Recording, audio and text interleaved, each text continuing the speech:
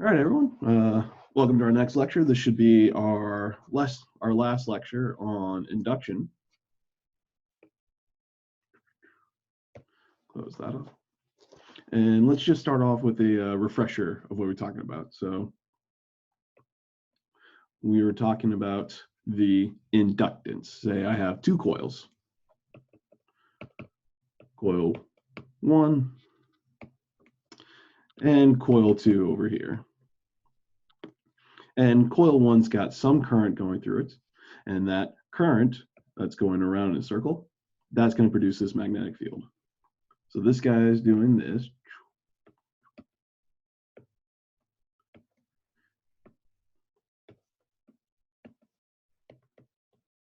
Right? And we say, hey, there is a relationship between the flux and the current. If this current increases, the greater this current, then the greater the flux is through coil 2. There is this direct relationship. And I'll skip a few steps because we did this in our last lecture. This leads us to the conclusion that we can relate the voltage to the change in current through Faraday's law.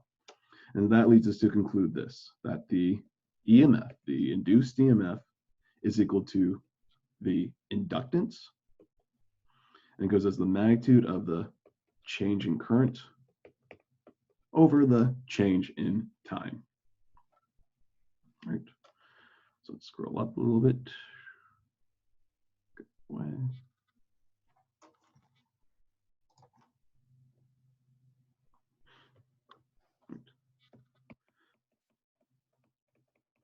So L is what we define as the inductance.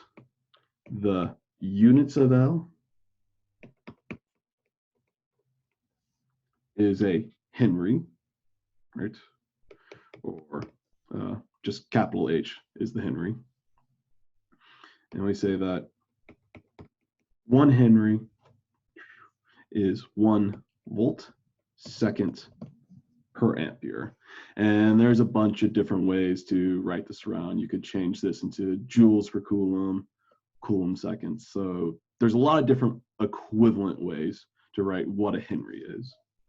But this will be the primary one that I'll use and try and stick to.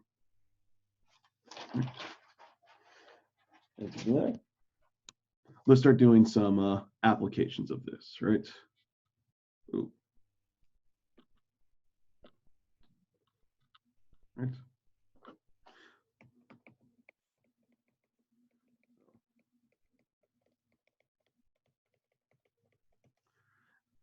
Applications of inductors, right? Well, first one that we'll discuss is transformers. And no, not the robots, right? Electrical devices. So here's the setup. I'm gonna have myself a little chunk of iron, and it'll be shaped into a square loop for our purposes. There's a lot of different ways to do this.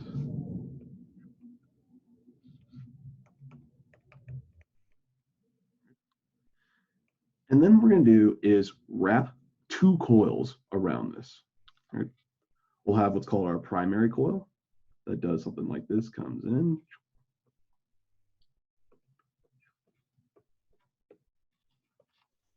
And not like that. So this will be our primary coil. And then on the other side of this iron bar will be a secondary coil. So it'll do something probably like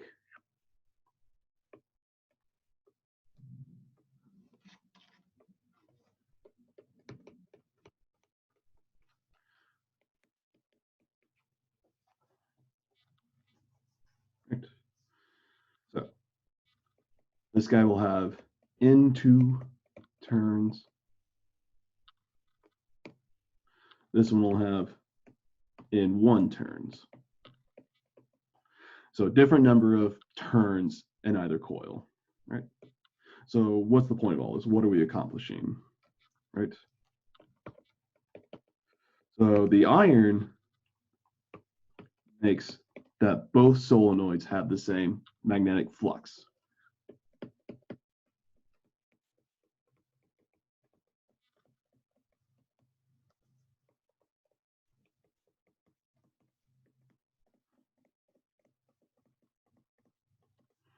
Right. So as we change the current in this guy, that corresponding flux, in essence, gets transferred through there. So the B field is being forced to be the same through either coil, forcing their fluxes to be identical.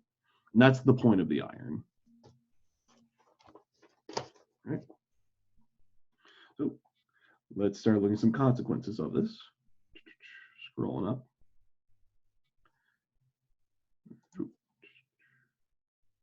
Close that.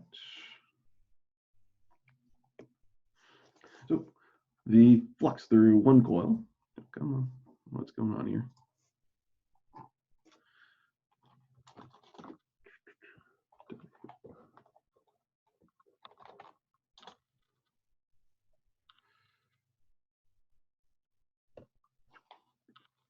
The flux through one. If there is a voltage across the primary coil, which I'm going to call 1, it's going to be related to the magnetic flux over how that changes in time. And one modification, right?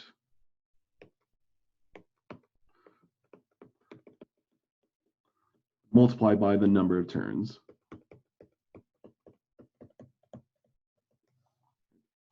So this one is just Faraday's law with just a multiple because we have N loops going around and around, right? So we can say similarly that the voltage across the second coil, the secondary coil, will just be N2. Change in flux over change in time. All right. So I'm going to scroll up a little bit and just remind you that because we have these things wrapped around the same iron core, the fluxes are the same fluxes. So we're going to rewrite these, right? This is just going to be written as E2 equals, or E2 over N2 is equal to that change in flux, right? Similar equation for the primary coil, and we can just set those relationships equal to each other. E1 over N1 is equal to the change in flux, which has to be equal to the secondary coil. Come on. There we go. Can't even write today. E2 over N2. All right. So now we'll drop the pretext of trying to calculate the fluxes, because calculating magnetic fluxes is difficult. Saying, well, what's the voltage on one coil? What's the voltage on the other coil? Multiplied by the number of turns. That's easy. So we get our transformer equation.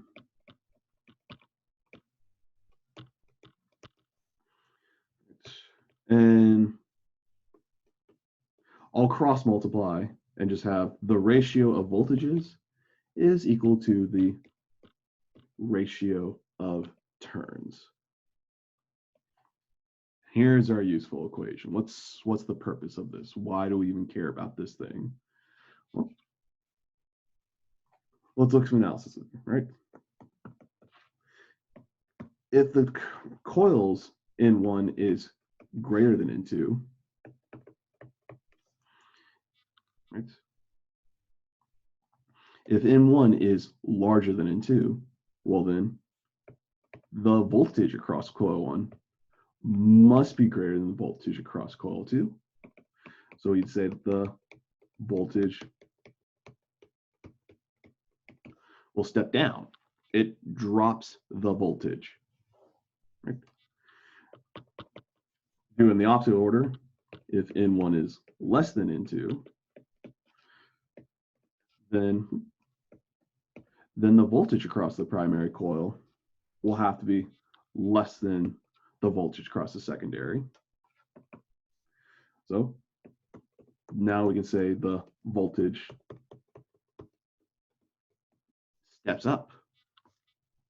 So emphasis, right? I'll hold on this for a second. The emphasis here is that if you've got some voltage on one coil here and you need another to charge your devices, you can use a transformer so that you don't break your electronics.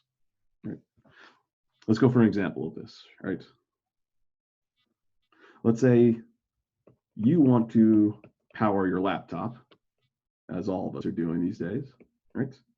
And you plug into the outlet in your wall. What's being provided by the outlet? What's there? Well, in the United States, if you're outside the United States, it'll be slightly different, but same principles here. The standard US outlet provides 120 volts, right? 120 volts. And I looked these figures up. If you're using a MacBook Pro, the MacBook Pro power supply, anyone who has one, pull up your brick, the little brick that charges your computer. Pull up that little brick, and you're going to see what kind of voltage and current that thing's rated for. MacBook Pro's power supply has a max output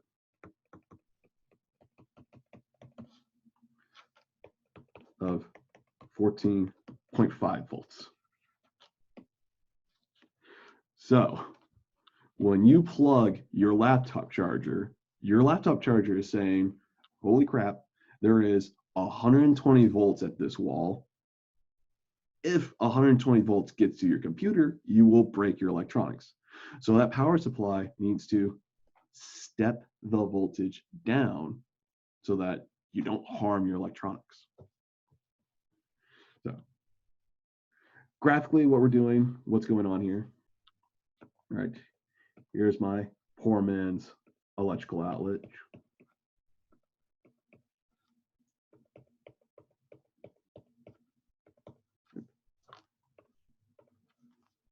And now we're going to go to the innards of your charger, right? So the power supply for a laptop.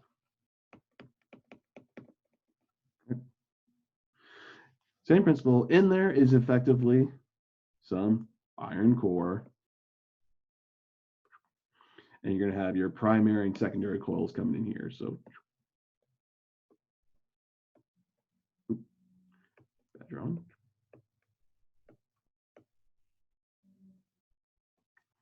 Right. There's your primary. Then you'll have your secondary.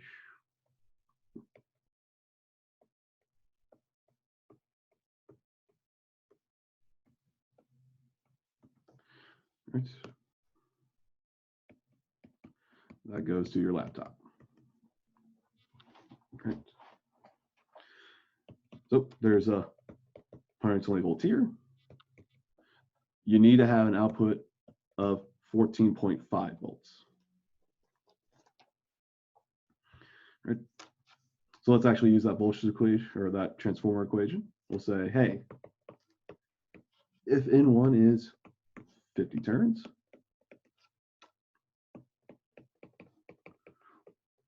what is N2? How many turns has to be on this side? How many turns has to be on this side so that you don't break your laptop? You don't output too much voltage or send the full 120 volts to your laptop, frying it. So we'll just pull up our nifty transformer equation we just derived. E1, E2 equals N1 over N2. We know the voltage.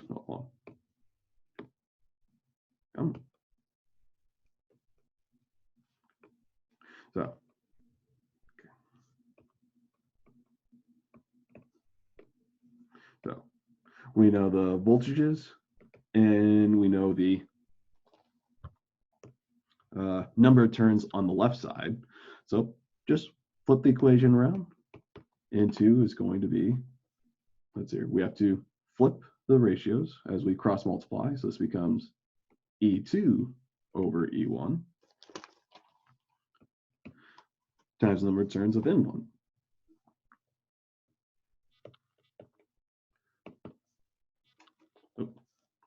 N2, plug in our values.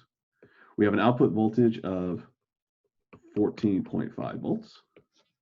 Our input voltage is 120 volts. We know there are 50 turns on the primary side. And you plug in your calculator, you'll find there's 6.0 turns on the other side. All right. So the emphasis, right?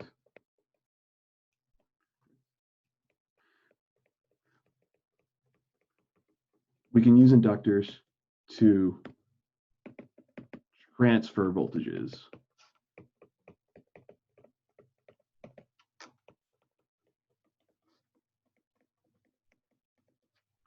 Right.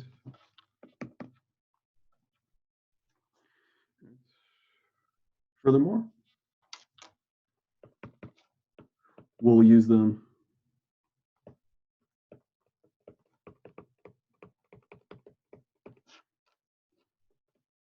to make new circuit components.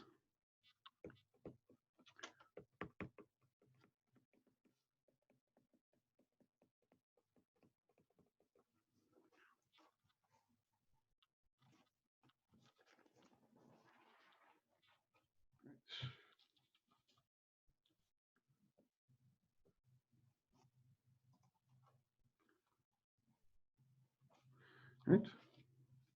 So another thing that inductors will do. Right. So remember, inductors work on this idea of currents changing over here, and that tries to induce, right? That induces currents elsewhere. And inductors, all materials, they don't like flux changing. They're okay if there's a current going through them, but as soon as that current changes, they don't like it, they resist it. So inductors try to keep current constant.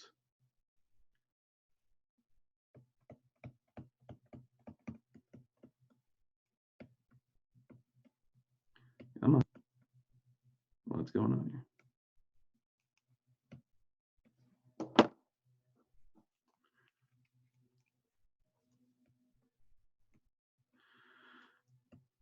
Of course, the pen doesn't want to work right now. Hold on.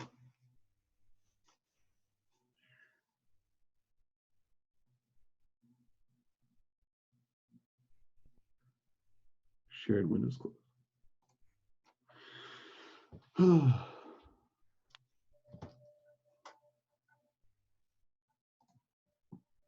on back.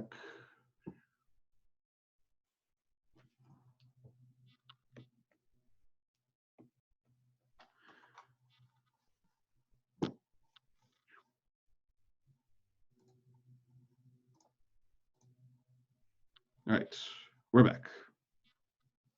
All right, so where I left off. Inductors try to keep current constant.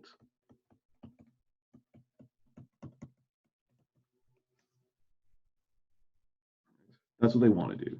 So schematically, we're looking at, here's my inductor, right? And let's,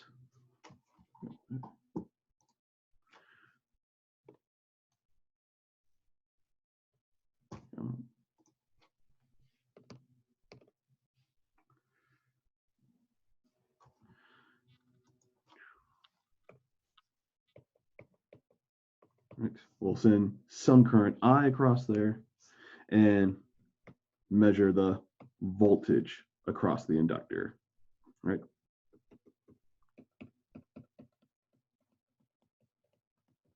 If that current is constant, if I is constant, the inductor has no problem, And so it looks like a straight wire.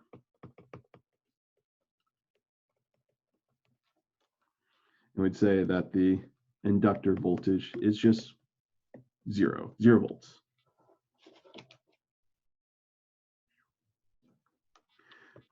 Now I'll try this again.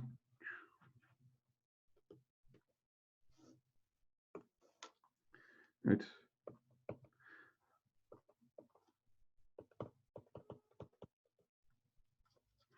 Now send that current and it increases. Right. Then all of a sudden, the inductor will push back. It doesn't like the current starting to go up. So the inductor is going to try and induce a current in the opposite direction.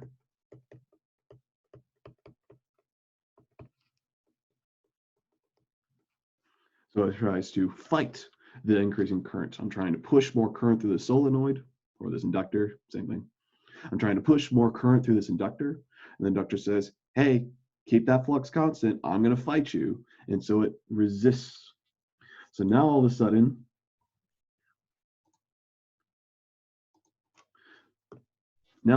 this inductor, VL equals minus voltage. It's fighting back. Then we have our last case. What if that current's decreasing? What if that current's dying?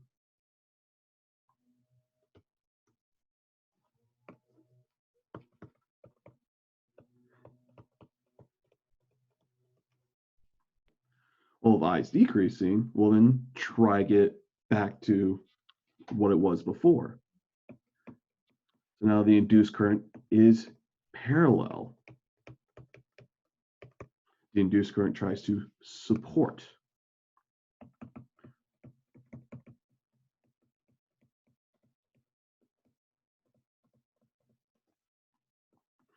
Now we'll have some positive EMF created there.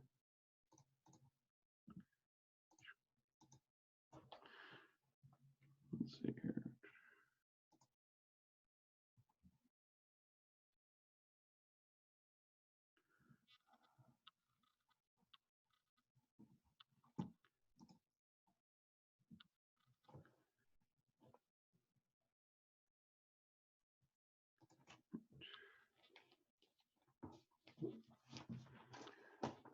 All right. So let's finally put this into a circuit. And we'll call this our RL circuits. Okay. What we'll have here is a battery hooked up to a resistor. We'll need a little switch in here to our inductor. There's our E, our R, and RL. Right. So get an equation for this. Let's just use our Kirchhoff voltage law. We go across the inductor, or sorry, across the battery, across the resistor, and then across the inductor. So we need to specify that there is a current going that way around. And with that, we'll say that there is these lower cases.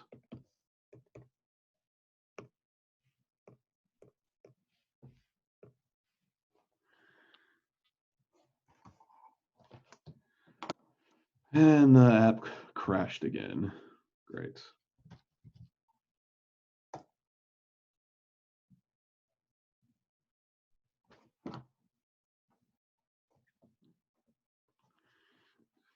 So here's our Kirchhoff's voltage law, right?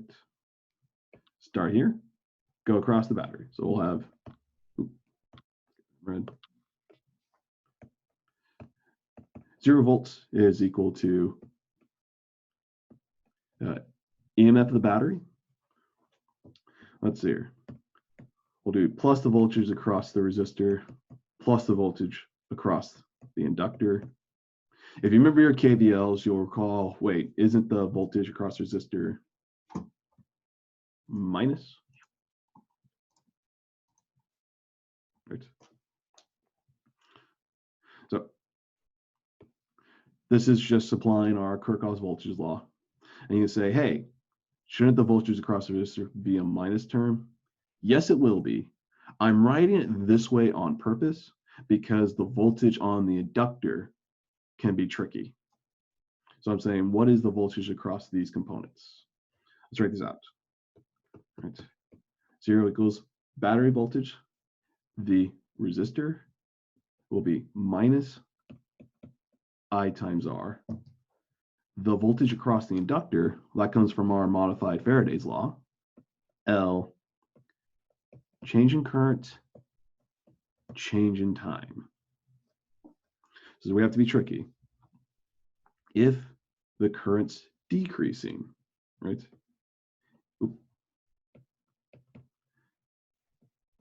If that current is going down, then this quantity is negative.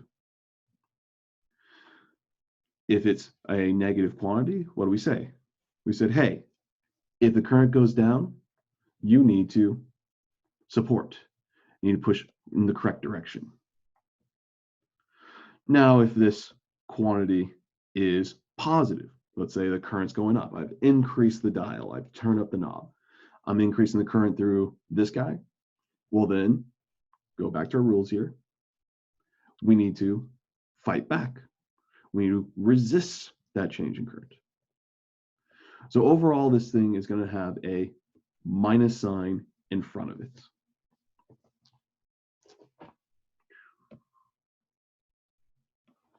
Right. So now we can ask questions like current as a function of time, right?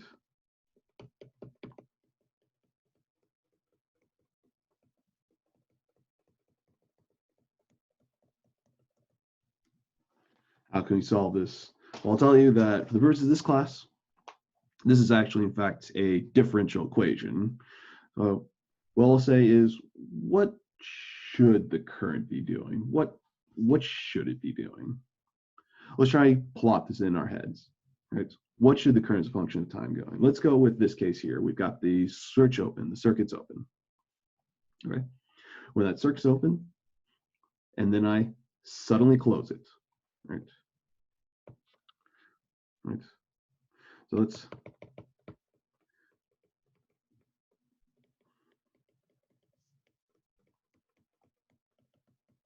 we're going to use our analysis here. So right after the switch is closed, what's happening? What's going on here?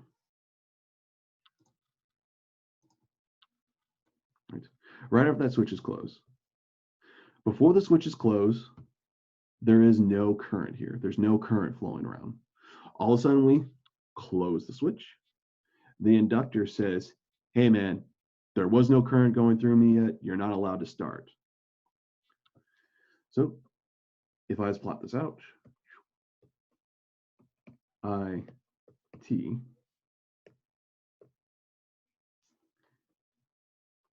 initially the current is at 0 amps. As soon as we close the switch, it's not like current immediately flows, right?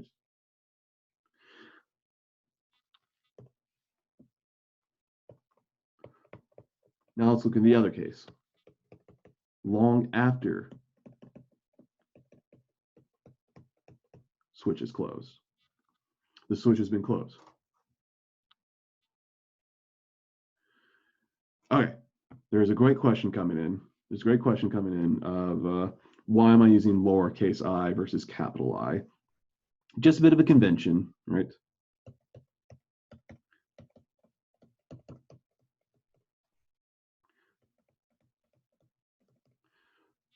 And there is no accepted notational convention. This is the one that our textbook tends to stick with I, right?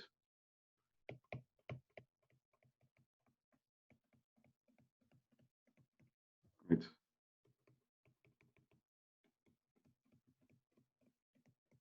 You want to phrase it another way? Little I is time dependent. Capital I is time independent.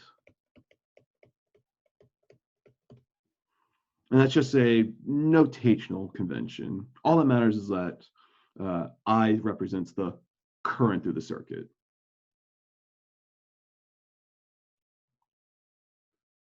So let's come back to our analysis. Right? Long after the switch is closed, what does the inductor look like? Well, it looks like a wire. The current's been pushed through it. We've waited a long time. So our circuit just looks like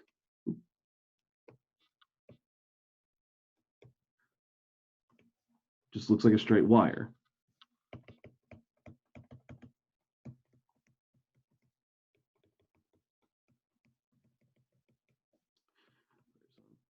ER. Then there's some current going through there. That is a ratio of the voltage per resistance. And now we come back to our plot. Time I.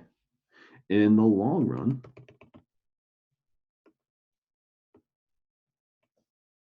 the current has to be doing something like this.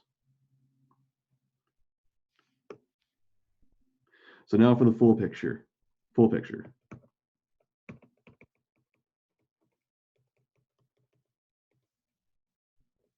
We'll just stitch our last two drawings together, where there is this asymptote, that is the ratio of the battery per resistance. Current starts here, ends here, and so it does this curve. It increases with time and then approaches that asymptote, reaches this level. And you say, all right, mathematically, this equation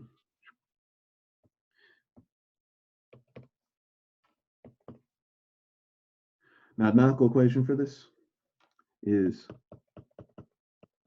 IAT is going to be E over R, 1 minus E to negative T divided by L divided by R. You might see it written other ways. You'll see the R multiplying the T. It's all equivalent, same thing. Right? So this is right after closing the switch.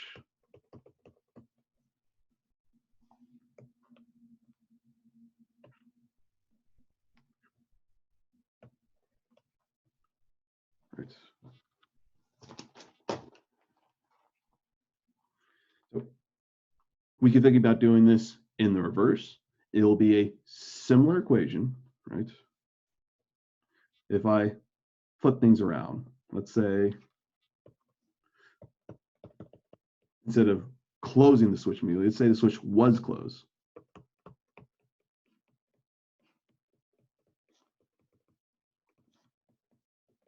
And then we open it. Then opens. It's going to look not the opposite of this, but quite similar. It's going to be starting at that high current value and go down to 0. And I'll skip through the step-by-step analysis. We'll just jump to it. T. It starts off at that maximum current, E over R, and then decays to 0.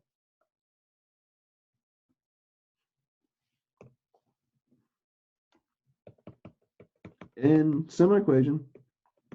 In this case, it'll be E over R, E to the negative T divided by L over R.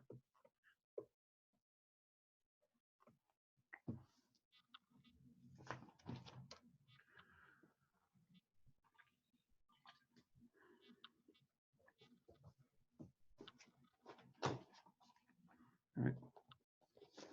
So one last comment I'll make on this is this thing here, this L over R. Right? I've got an E raised to the negative time divided by L over R. Is the E minus R. it's raised to. It is, if it helps, it is E raised to the, here. I'll write it this way. I'll just rewrite this part. This is E to the minus T divided by L divided by R. Got an extra minus sign up here. And I'll rewrite this one to make it clear too. It's all raised to this. E raised to that quantity. Right. So we're dealing with exponentials that are time dependent. Right. E raised to a second. This needs to be a number. Right. Think about the units of this. Right. Units. That's an amp. That's an amp. One crashed again.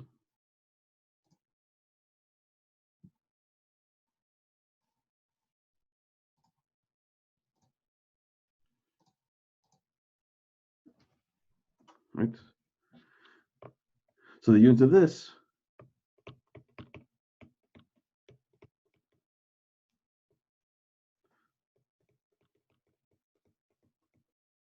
right. The E raised to stuff must have no units. So if you look at this, we could say that there is a T divided by L over R and jump to this conclusion. L over R must have units of time. Must have units of time. If it doesn't, then the units don't work out in the above equation and we break physics. You can't have units not work out. So it's very straightforward actually to check these. L over R units wise is a Henry per ohm. Right. A Henry. Now, I don't expect you guys to have this memorized, but I will go through this quickly just because I have a lot more material I want to cover. But I'll ask you to verify these steps here. A Henry is a volt second per amp. A ohm, or 1 over ohm. An ohm is a volt per amp. Right. So we can cancel out volts, cancel out amps, crash the app again.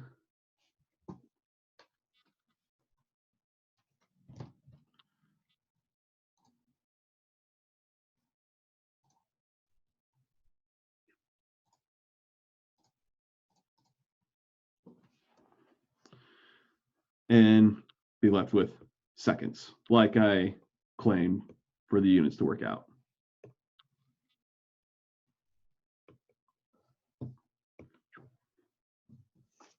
So we say that L over R is a time constant.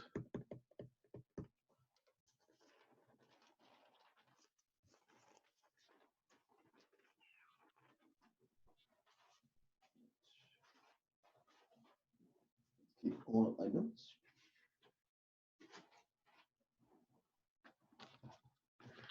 So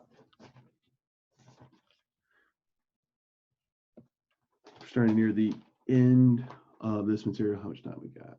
Perfect. This is plenty of time. All right. So hold on. Can't see the chat. Let's pull that back up.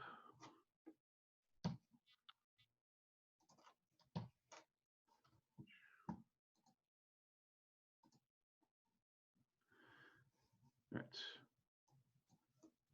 No new questions. All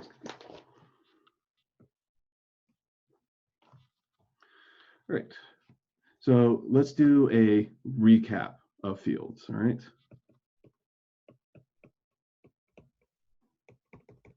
And this applies to electric and magnetic. Okay.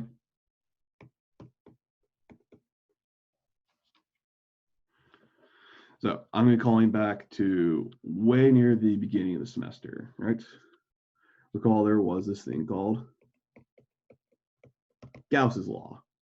And we said, hey, if I measure the electric flux, what the heck do I mean by that? Well, give myself a positive charge. Let's phrase it this way. Give myself a surface and crash the application one more time. Sorry, guys. This did not happen during my practice last night.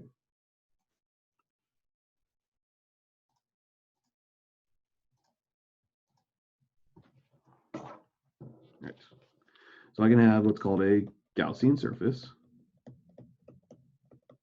Right. And I'll put a charge in there. What do we see? We see electric field going out. Right. So we could calculate the flux of the electric fields through this Gaussian surface. And if you go through your notes, you'll recall that it turns out that by looking at just the field lines exiting the electric field, or the electric field exiting the surface, we could say what kind of charge is there. We said it's Q enclosed over epsilon naught, right? Or in words, flux of E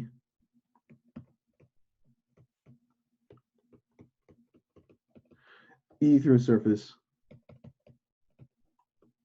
tells us about the charge.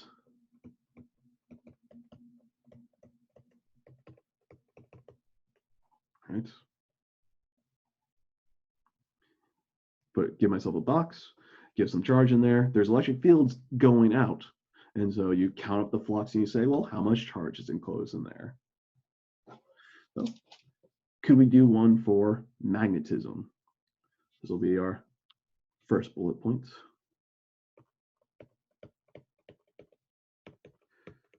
Yes, is there a Gauss's law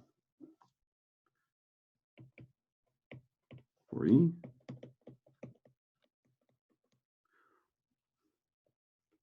Is there Gauss's law for magnetic field? Well, similar principle, let's give ourselves some Gaussian surface.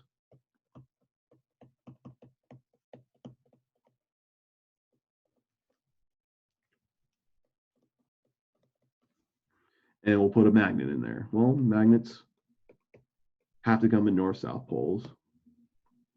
What do the magnetic fields look like? Well, the magnetic fields are doing stuff like this. And coming in. So for every out, there's magnetic flux coming in.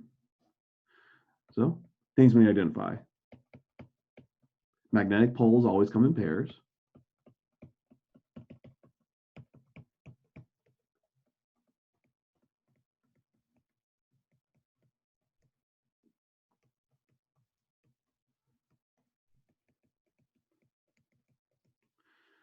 Fields are always coming in pairs. i.e., there's no such thing, to the best of our knowledge,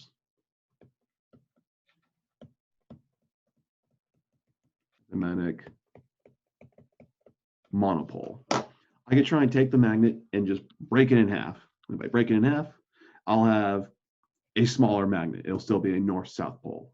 And I take that smaller half and I break it in half and again, and it's still just a north-south pole. I can never isolate south from north. So we're left to conclude that if we calculate the magnetic flux, right, the flux through a closed surface must be zero.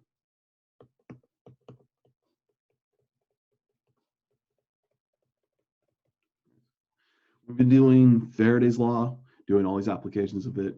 We haven't had a box. It's been going through one slice, one surface. So we'll keep on going.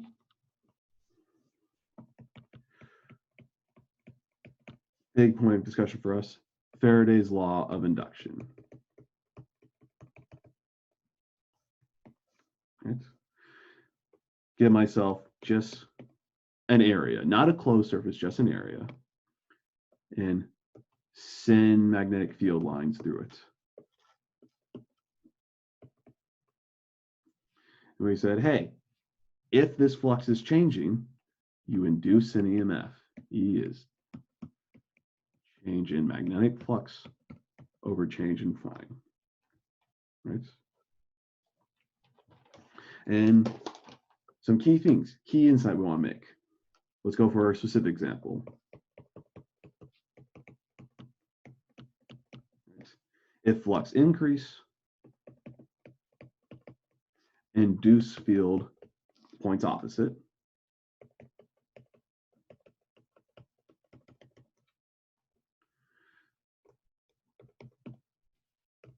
So this would create a magnetic field. Go. Oops. See that is color.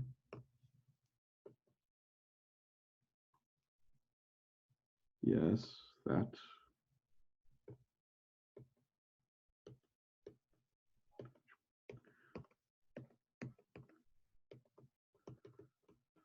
So that's the induced magnetic field and the corresponding currents. What's the current doing? Well, in this guy, apply your right-hand rules.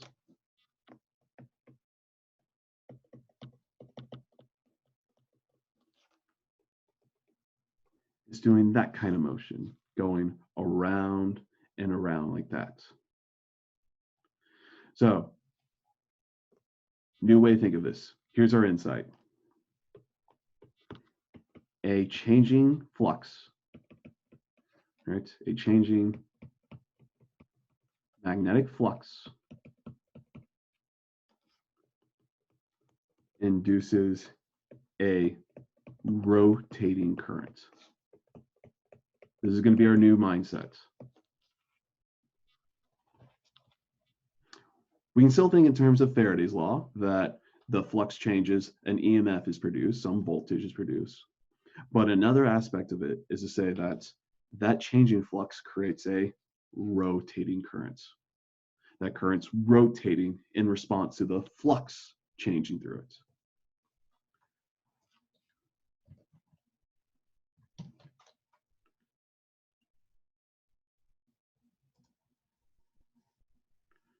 Where'd it go? Right. So we started off this analysis with saying Gauss's law, right? Change electric flux, put a charge in a box, and calculate the flux through that box. Then we did the same thing for magnetics and said, what's the magnetic flux in a box? And found nothing useful, just that flux is zero. So, then we've gone on to induction. If a changing magnetic flux creates currents. Oh, question. Is this rotating current a constant current? You'd have to specify more things about this. I'd have to specify like the rate at which this magnetic flux is changing. So in general, no. In general, this current here is not constant. But we'd have to, like I said, we'd have to specify more specifics about that problem in particular. Right. So next bullet point. Can we do the law of induction the other way?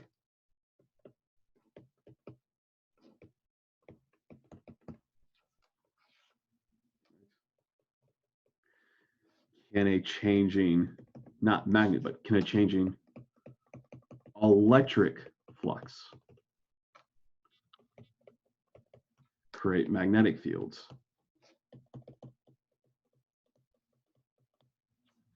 Right. Mathematically, we're saying change the electric flux. what the heck does that equal? If you want a picture with it,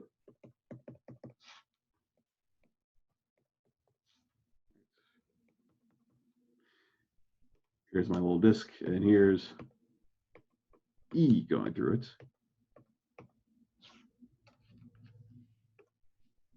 So if I change this current, if I change this electric field, let's say I stick more charges on this capacitor, what happens to this plate? Is there all of a sudden magnetic fields presence? Right?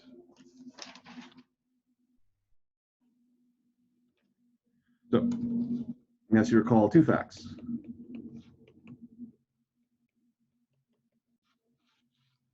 One, current by definition is moving charge. Current is moving charge, i.e., if a charge moves, the E field must change.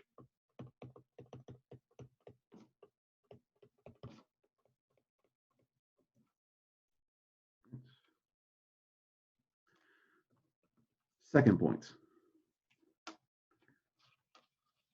we've already done this. We've already seen this concept.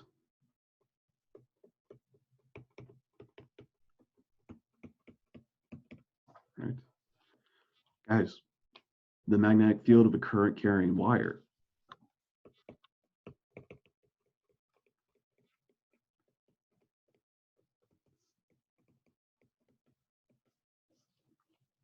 Right? So, new law. This is going to be a new law, right? I will say we have implicitly seen this before. I have not called it out explicitly.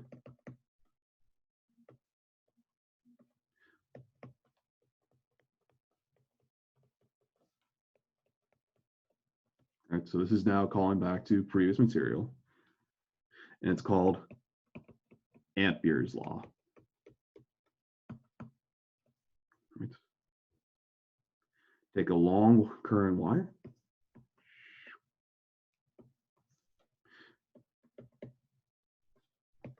There's my currents.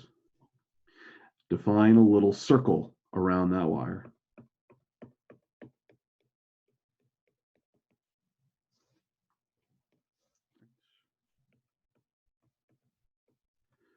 We'll get a little arc segment, arc length,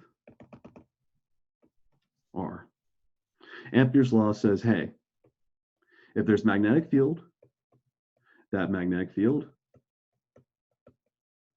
going across these arc lengths, these little delta S's, it must equal mu naught times I enclose.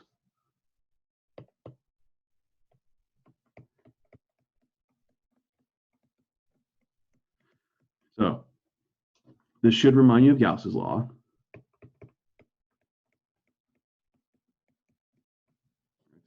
We say, hey, quantity changing, quantity going through something. There's a current going through this disk that I just drew.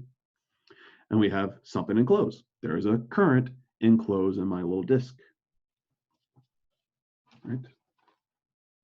So in this case here, B dot ds, the length of this whole thing just becomes here. B dot delta S equals U naught I. For this problem, well, that's B times the circumference.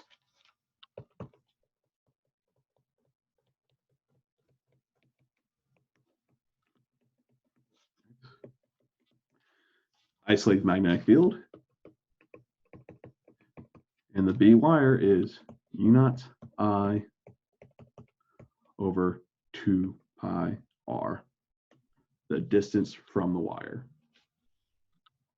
So, like I said, we took this equation before as just a given. We just said definition. But there's more fundamental principles behind it. There's more physics behind where it comes from. So, conclusion from this. A changing electric flux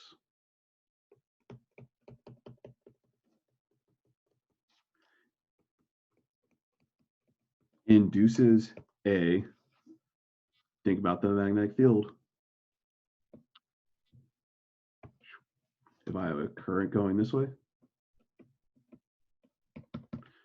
field, let's see here.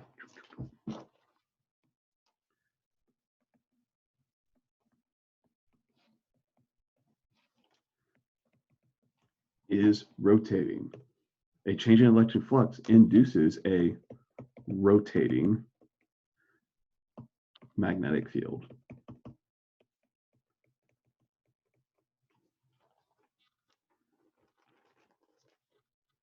All right. So what we've shown is that electric magnetic fields are intimately connected. All right.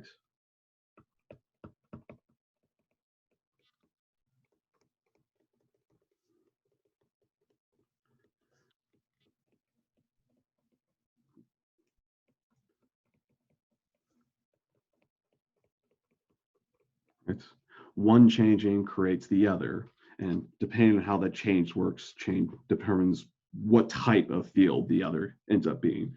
But all that matters is that electromagnetic fields, they are deeply connected. Right?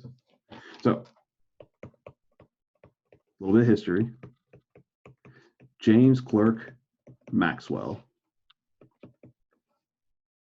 1831 to 1879. He was the first person to summarize it. Oh, all right. Is that high enough, Benjamin? Yeah. I'll hold here for a second.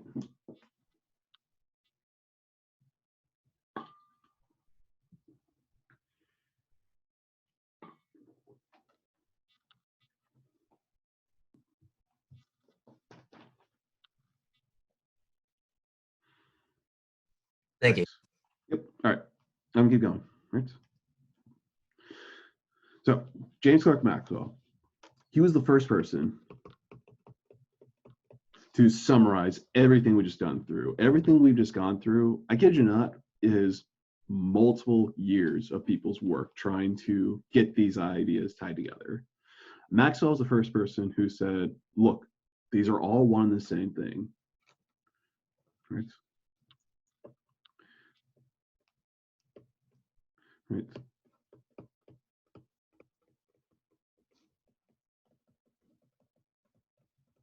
We summarize them into one set of equations, into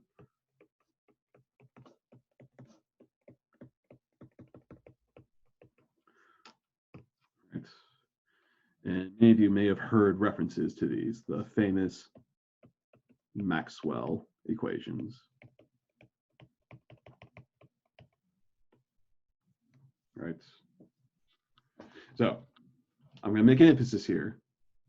You don't need to understand these equations. I'm only writing them down because I'm a physicist. I love seeing these things. And I think it's important that everyone has a sense of what these equations are saying. And that's what all this precursor was.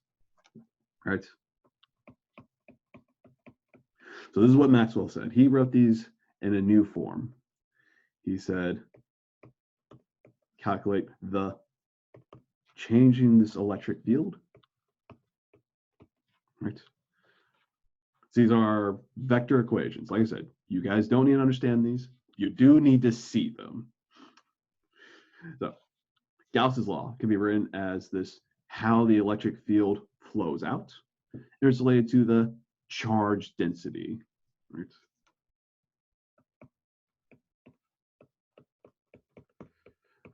Gauss's law for B is just del dot B equals 0. No magnetic monopoles. Faraday's law.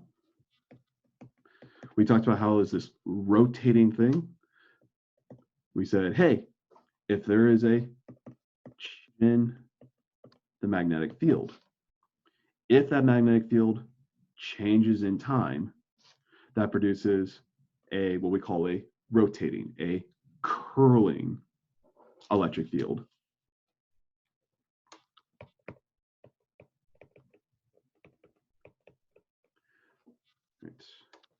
Ampere's law.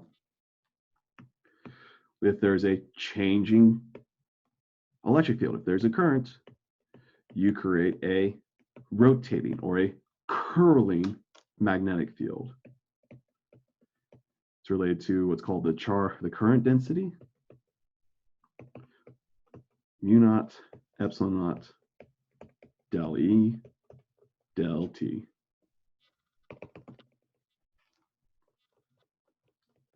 One last one, the Lorentz force. The force on a charge is Q times electric field plus V cross B.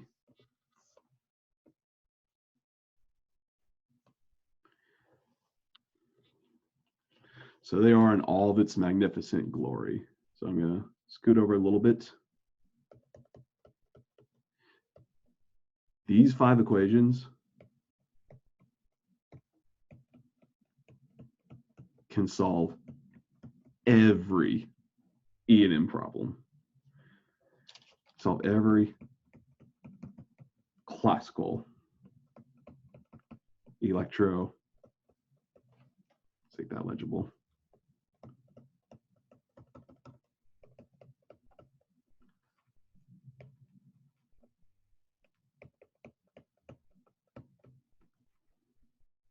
No joke. If you understand these 5 equations, you can do this entire course. Everything we've done can be derived from just these set of equations. All right. So, like I said, this is a bit more of a history lesson. You do not need to understand these equations. Just appreciate all the concepts we had to go over in order just to get these. And you understand some of these concepts. A change in magnetic field creates a curling electric field. That's all you need to know.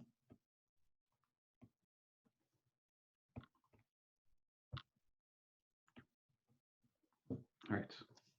So before we wrap up today, with these last little time left,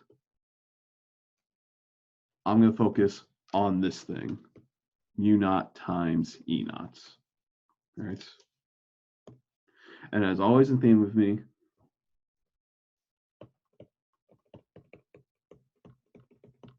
what is the units of mu naught E naught? These are things we've talked about before, but I'll give in detail. E naught, this came up in the electric field, right? E naught is called the electric permittivity constant.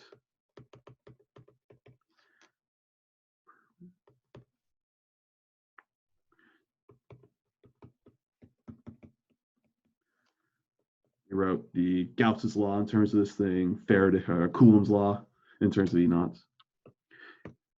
Number-wise is 8.854 times 10 to the minus 12th farads per meter. Mu naught.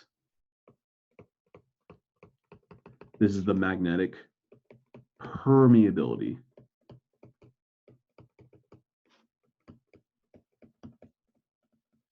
Magnetic permeability constant.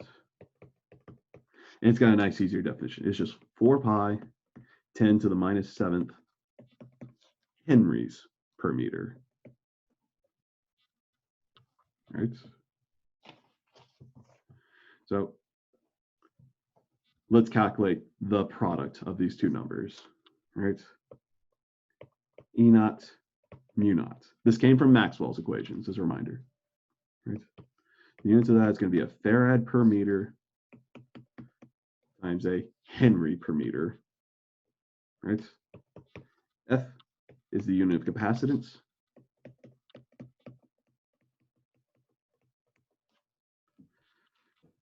Capacitance is defined as the charge per voltage. H, unit of inductance.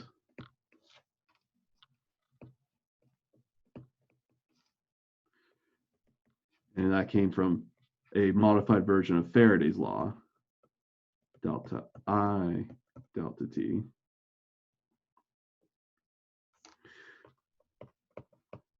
So going back to this product of constants, epsilon naught, mu naught, this is now going to be, let's see here, farad. That is a coulomb per volt. Coulomb per volt. Meter sticks around. A Henry is a volt second per amp. Right. If it helps,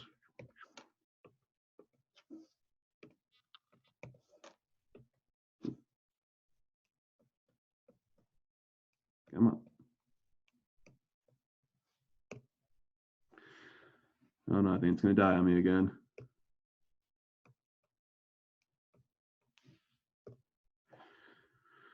There it goes.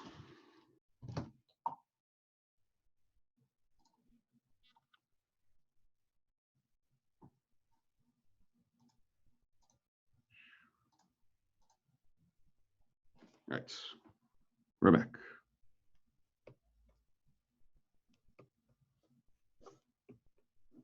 So I was using the color code. Yes, that's the color I want. To highlight the substitutions I made.